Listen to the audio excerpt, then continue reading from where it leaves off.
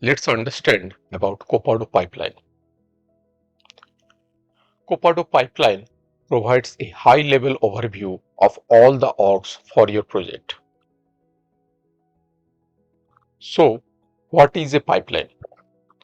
Pipeline is a simple graphical presentation of the path that the changes will follow through during the release process. As you can see in this picture, the development starts in the dev orgs, here in this case dev 1 and dev 2. There can be multiple DevOps depending on how the project team structure is. Then we have an integration org or SIT org, or you can say QA org as well. After that, we have UAT environment. Finally, we have the production environment as well. You can have another parallel environment for hotfix changes. This is just a typical org structure of any Salesforce projects. Copado uses a user-centric model.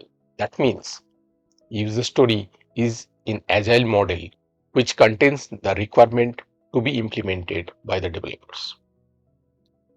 You can say this is the smallest unit of work in the agile framework. Also, in user story, we'll commit the metadata of the related changes such as Apex class, LWC components, etc. User stories will typically start in the lowest development environments. Then it will get promoted to the next level all the way to the production.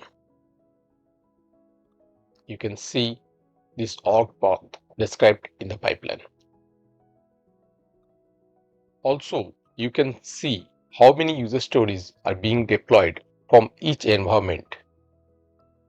If you mark the user story as ready to promote, user story will appear here in the pipeline for the deployment.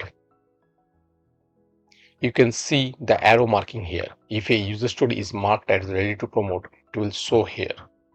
Also, you can see one user story here is ready for the back promotion to the dev 2 environment. That means this particular user story is promoted from dev 1 environment to the int environment. That is why it is showing as ready to be back promoted to the dev 2 environment. We will discuss more about Copado pipeline and user stories in later sessions as well. Thank you for attending this session.